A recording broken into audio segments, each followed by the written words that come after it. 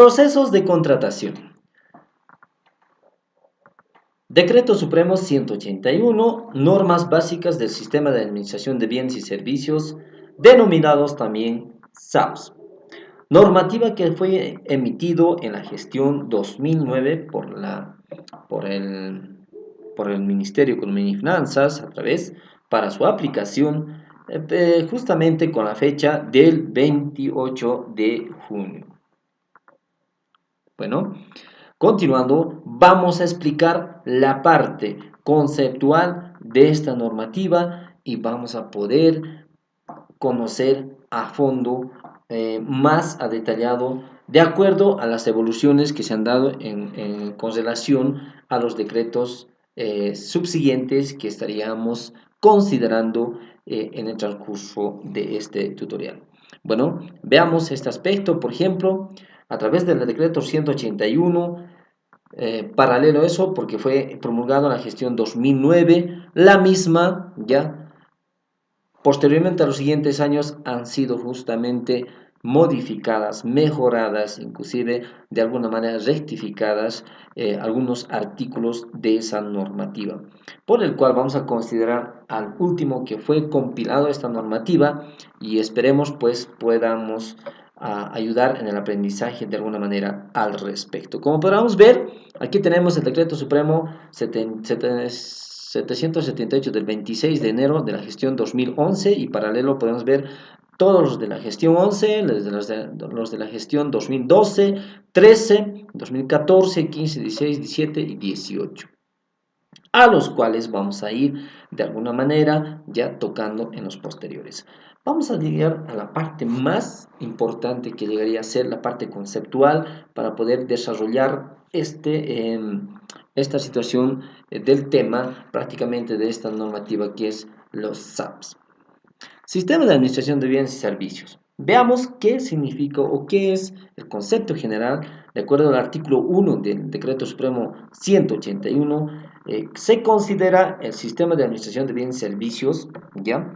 El Sistema de Administración de Bienes y Servicios, aquí podemos mencionar, es el conjunto de normas de carácter jurídico, técnico y administrativo que regula, aquí es importante, la contratación de bienes y servicios, del manejo y la disposición de bienes de las entidades públicas en forma interrelacionada con los subsistemas establecidos por la Ley 1178, que fue promulgada básicamente esta normativa desde la gestión 20 de julio de 1990, que significa la Ley de Administración y Control Gubernamentales, al cual estamos haciendo estamos desarrollando este tema que es importante, considero, aplicar en todas las entidades públicas. Tal es el caso que nos dice justamente que, primeramente, ¿ya?, nos permite esta normativa regular la contratación de bienes y servicios.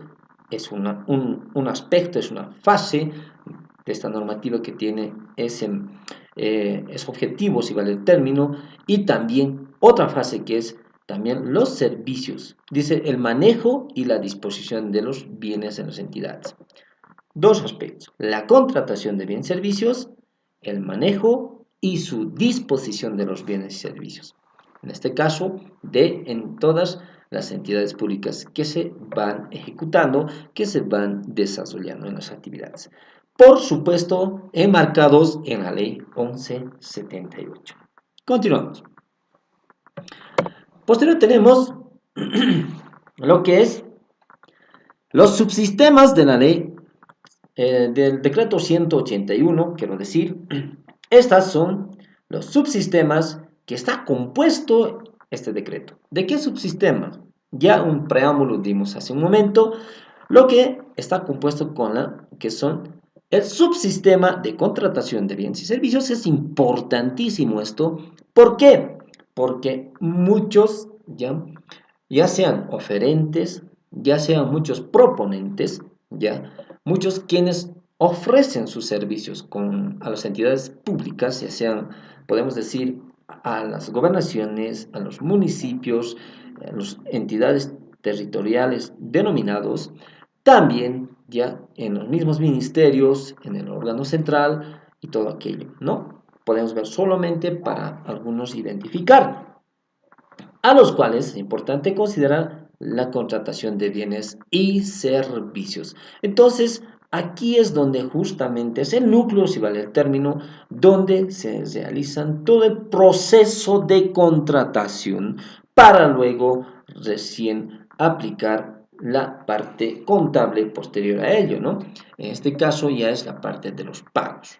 Sin embargo, uno de los subsistemas de contratación son uno de los subsistemas del decreto 181 es el proceso de contratación, al cual vamos a desarrollar en adelante. Posterior a ello tenemos el subsistema que es el manejo de bienes y el otro es la disposición de bienes que también están ya establecidos en este decreto. Los objetivos de las normas básicas del sistema de administración de bienes y servicios son, de alguna manera, ya estas que vamos a ver en adelante, ya vamos a ver cuáles son los objetivos de los SABs. Uno, objetivos de las normas básicas del sistema de administración de bienes y servicios. Establecer los principios, normas y condiciones que regulan los procesos de administración de bienes y servicios. Es decir, se tiene que establecer la normativa, el procedimiento y sus condiciones, ¿ya? Para poder ejecutar, ¿ya? El proceso de contratación de bienes y servicios, ¿no? Y las obligaciones, estableciendo las obligaciones tanto, ¿ya? También los derechos que derivan del proceso de contratación que se va a desarrollar en las entidades públicas.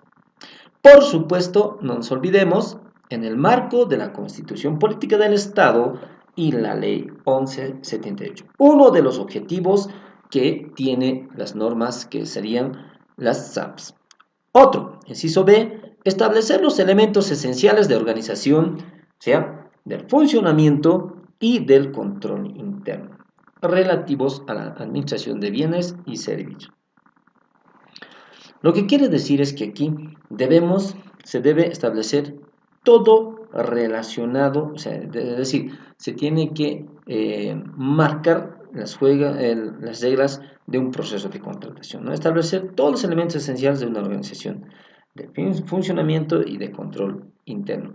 Aquí ya intervienen muchos aspectos, ¿no? En este caso, del control interno podemos ver ya en la parte las entidades, las unidades, en este caso, de control interno, y también tenemos luego el posterior, ¿no? Que también es en las entidades. Son dos objetivos que se tienen claros, definidos por las normas básicas del sistema de administración de bienes y servicios.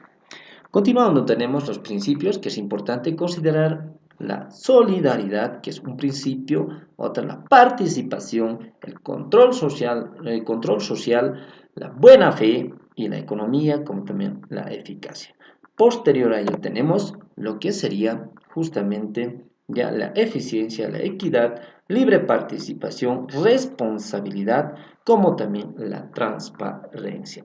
Todos estos justamente principios vamos a poder nosotros en este momento desarrollar de manera así, más, es decir, más explicativa, de una manera más resumida. Vamos a un poquito ir hacia atrás para que tengamos que de alguna manera ver entre los principios la solidaridad y la participación. Vamos a un poquito más esto aclarar con la normativa para que todos nosotros en realidad vamos a ver entre los principios. Esta es la normativa que usted puede encontrar tranquilamente en internet. Entonces vamos a poner principios, ¿sí? Los principios son estos, ¿no? Entre los principios tenemos, aquí está, a ver un momentito, aquí está correctamente, solidaridad, vamos a poner solidaridad. Está. Los principios. Tenemos lo que son justamente los principios básicos. Hemos hablado hace un momento en la diapositiva, la solidaridad. Los recursos públicos deben favorecer a todos los bolivianos y las bolivianas. Significa el principio de solidaridad. O sea, todos tienen que favorecer. La participación implica que todos los bolivianos y las bolivianas tienen el derecho de participar en los procesos de contratación tanto de bienes y de servicios que se publiquen a través de las entidades, en este caso a través de un portal que es el SICOES, ¿no? Entonces ahí uno puede ver que tienen todos los derechos, ¿no? Todos los bolivianos y bolivianas de poder participar. Eso es lo que dice este principio. El control social. Los bolivianos y los bolivianos tienen el derecho de velar por la correcta ejecución de los recursos públicos. Y los resultados, la calidad de los bienes, como también de los impactos que se dan en el producto de un proceso de contratación, ¿verdad? Es el control social. La buena fe, estamos resumiendo. Se presume siempre que todo funcionario, todo servidor público, ya sean los proponentes, inclusive estamos hablando de los proponentes, de los oferentes también considerados, quienes son los que van a llevar propuesta, ¿no?, a los procesos de contratación, quienes van a participar en la competencia, si vale el término, ¿ya? Entonces ellos todos obran de buena fe. Eso se considera este principio. La economía, podrá ver, todos los procesos de contratación de bienes y servicios, el manejo y la disposición de bienes se desarrollan con celeridad y ahorro de recursos. O sea, lo más económico posible, si vale el término, ¿no? La eficacia, los procesos de contratación de bienes y servicios y manejo de disposición de bienes deben permitir alcanzar los objetivos y resultados programados, es decir, llegar a la meta, ¿no? Eficiencia, los procesos de contratación de bienes y servicios, ¿no?, deben ser realizados oportunamente, en tiempos óptimos y con los menores costos posibles. Básicamente los tres, economía, eficiencia y eficacia, puntualizan lo loable, lo razonable de los procesos de contratación, ¿verdad? La equidad.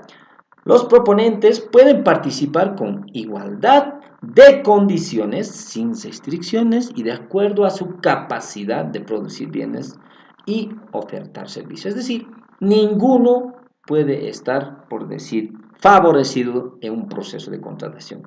Todos tienen que ser de la misma nivel de condición e igualdad y restricción y algunos aspectos que se den.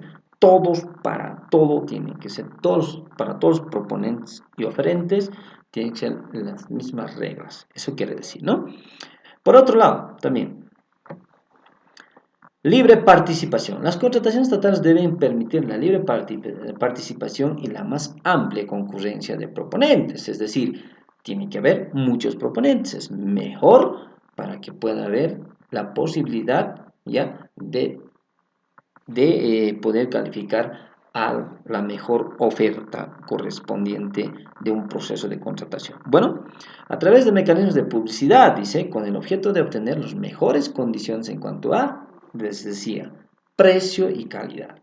Responsabilidad. Los servidores públicos en lo relativo a la contratación y el manejo y la disposición de bienes y servicios deben cumplir con toda la normativa vigente y asumir las consecuencias de sus actos y omisiones en el desempeño de las funciones públicas. Es una responsabilidad que se nos carga, que se establece, es decir, si vale el término, a todo servidor público. Transparencia. Los actos, documentos y la información de los procesos de contratación deben ser lo más transparente posible, es decir, deben ser claros, ¿ya? No pueden ser nada, si vale el término, ¿no?, escondidos, ¿no? Entonces, deben ser lo más transparente posible, ¿no? Eso es básicamente lo que podemos hablar de los principios de las normas básicas del sistema de contratación, en este caso, los SAPs. Las abreviaturas es importante ver, y el tema de las abreviaturas es importante conocer antes que nada. ¿Qué significa, por ejemplo, AMPE? ¿No? AMPE significa Apoyo Nacional a la Producción y Empleo, que es una modalidad de contratación que se ha establecido con la aplicación de esta normativa, que es el decreto 181 y sus, ¿no?, subsiguientes decretos que han ido mejorando y estableciendo nuevas reglas también, o modificando o rectificando algunos artículos e incisos de los artículos. Bueno, el CUSE. Este es un código de contrataciones estatales que está establecido en el SICOES, que básicamente es un código que se establece en función, ¿ya? En función a los procesos a los cuales se está llevando, qué tipo de proceso, de qué entidad, todos los datos. Más adelante probablemente estemos dando más información al respecto en los siguientes tutoriales. Por eso, si de alguna manera quiere usted conocer más a fondo, coménteme por favor y dígame qué es lo que le interesa para poder nosotros también contribuir con algo de la información que requiere. DBC, documento base de contratación. Este es el documento que es el órgano rector del Ministerio de Economía y Finanzas Públicas al cual establece este documento que es el DBC. ¿Ya? Entonces, los DBC AMPE, similar, ¿no? Solamente es en modalidad de contratación de apoyo nacional a la producción y empleo. La EMNE, que significa Empresa Municipal Nacional Estratégica, que existen en el país. Licitación pública, la LP es considerado, y la MAE, que es máxima autoridad ejecutiva, y las normas básicas del sistema de administración de bienes y servicios. El PAC, es importante hablar del PAC, que el PAC es Programa Anual de Contrataciones. ¿Cuándo aplicamos el PAC? Es importante preguntarnos, responder a esa pregunta. El PAC se aplica ya a contrataciones mayores a 20.000, ya, mayores a 20.000, y que las mismas deben estar inscritos primero en el programa, en el POA, y segundo, en el sistema, que significa el Programa Anual de Contrataciones. Eso vamos a estar ampliando más en los siguientes aspectos que vamos a ir desarrollando. Las abreviaturas también tenemos, ¿ya? Aquí tenemos un aspecto importante que sería nota, dice, en el marco de la ley 777 del 21 de enero del 2006 del sistema de planificación integral del Estado, que es SPIE, la abreviatura POA corresponde a Plan Operativo Anual. Está aclarando un poquito donde dice el inciso J, ¿qué significa POA? Es el presupuesto de una gestión, de una gestión fiscal, de una gestión completa, entre enero a diciembre. ¿Qué es lo que se va a programar? ¿Qué es lo que se va a ejecutar? Es a corto plazo, por cierto. Los RESAPs son reglamentos específicos del sistema de administración de bienes y servicios. Estos RESAPs tienen que estar homologadas y compatibilizadas, por supuesto, ya por el Ministerio de Economía y Finanzas. Paralelo a eso, se puede establecer su manual de procedimiento. Eso es independientemente de cada entidad pública. Lo mismo podemos decir de los RESAPs en P, que es también de los reglamentos que estamos hablando, pero para las empresas estratégicas, o sea, nacionales, empresas públicas nacionales estratégicas. RPA, responsable del proceso de contrataciones a nivel, o sea, responsable del proceso de contratación de apoyo nacional a la producción y empleo. Eso quiere decir RPA. Vamos a desarrollar desde qué importe corresponde al RPA poder hacerse cargo, es el máxima autoridad, si vale el término, en el proceso de contratación en modalidad AMPE, RPA, ¿ya? Luego tenemos RPC, que llegaría a ser licitación pública, responsable del proceso de contratación de licitación pública. Por cierto, estos son siglas ya de cargos de, como se dice, las máximas autoridades responsables del proceso de contratación, tanto en modalidad AMPE, RPA, y como en modalidad que sería licitación pública, RPC.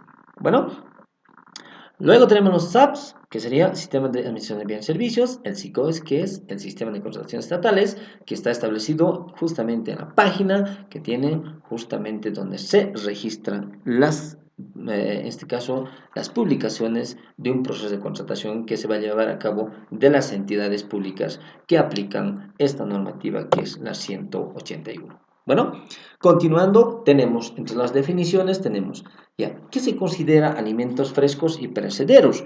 Por sus características naturales conserva sus cualidades aptas para la comercialización y el consumo.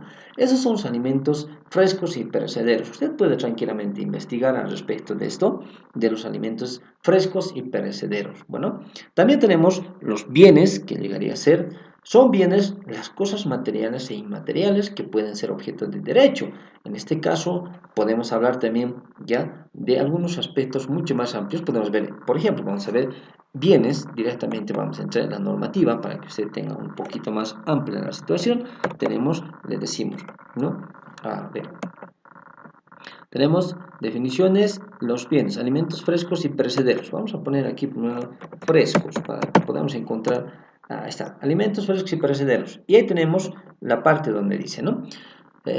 Son, ya, en este caso, conservan sus cualidades aptas para la comercialización y el consumo durante un plazo igual o inferior a 30 días, calendario o que precisan condiciones de temperatura regulada para su comercialización y transporte. Como verán, entonces, ese se considera alimentos frescos y perecederos de acuerdo al decreto 181. Pero vamos a lo que dice bienes. Los bienes serían, por ejemplo, ya, materiales e inmateriales. Es importante puntualizar estos materiales e inmateriales. Materiales, usted ya se puede imaginar cuáles son, pero los inmateriales, ¿cuáles serían? Por ejemplo, serían, justamente está hablando aquí, de las cosas como, por ejemplo, serían, dice, que no se ven. Miren, vamos a ver más claro para que podamos entender bien. Incluyen de manera, dice, enunciativa y no limitativa, bienes de consumo, fungibles y no fungibles. Eso serían también corpóreos o incorpóreos, bienes de cambio, que serían los almacenes, en este caso que entran bienes almacenes, materias primas, productos terminados o semiterminados, maquinarias, herramientas, equipos, otros en estado sólido, líquido o gaseoso, así como los servicios accesorios al suministro de estos, siempre que el valor de los servicios no exceda al de los propios bienes. Ahí tenemos un aspecto de los bienes. También podemos indicar en este aspecto hay bienes inmateriales que significan, por ejemplo, los derechos de autor en el aspecto de la compra de licencia para una computadora. Puede darse ese caso, entonces esos son bienes del Estado. No podemos esas licencias de software, por decir, no que sea comprado, no podemos instalar fuera de la entidad, porque eso es para la entidad y es del Estado, en este caso, ¿no? Son recursos del Estado. Caso fortuito. ¿Qué son los casos fortuitos? Es importante conocer esta palabra caso fortuito, porque son consideraciones que se toman en cuenta en un proceso de contratación. Algunas que estamos viendo, porque son varios y amplios el tema del decreto 181 en sus partes de definiciones. Caso fortuito es obstáculo interno atribuible al hombre imprevisto o inevitable. ¿Qué quiere decir esto? Es un imprevisto que el hombre no puede justamente controlarlo. ¿Cuáles serán y quiénes serán estos casos? Vamos a ver de manera más con la normativa para que uno pueda darse. Por ejemplo, en un proceso de contratación se considera un caso fortuito que escapa del control del hombre. En este caso no es atribuible al hombre, quiero decir, es un imprevisto o inevitable que pasa a veces, que esto puede impedir, pero es un caso fortuito, como cuáles, las conmociones civiles, ¿no? O sea, sería justamente, ¿no? Las conmociones civiles o las huelgas, bloqueos, las revoluciones, que eso se dan, pueden darse esto en el aspecto de justamente en un proceso de contratación cuando, por decir, se esté desarrollando, porque cuando inicia un proceso de contratación, no nos olvidemos, y es bueno aclarar en este momento, cuando inicia un proceso de contratación tienen plazos, ¿ya? Tiene su secuencia, su cronología de ejecución del proceso de contratación. Pero cuando pueda pasar casos fortuitos como huelgas, ¿no? Conmociones civiles, como por ejemplo bloqueos, entonces esos pasos, esos plazos, en otras palabras, no se van a llegar a consolidar, es decir, va a haber distorsión, pero puede pasar eso por estas consecuencias del caso fortuitos que no son atribuibles al hombre, es decir, no son controlados por el hombre, son imprevistos que a veces suceden. Si en un proceso de contratación, por decir, en una entidad pública, está llevándose a cabo, ejemplo, vamos a decir, vamos a explicar aquí, cuando, cuando puede ser que, digamos, ya la apertura de sobres en un proceso de contratación, ¿sí? Está citado para un día lunes a las 10 de la mañana, un ejemplo. Resulta que ese día lunes hay un bloqueo en la entidad donde se está llevando el proceso de contratación. Es un caso fortuito, es un caso ejemplo que estamos aquí explicando, ¿sí? Casos pueden darse así.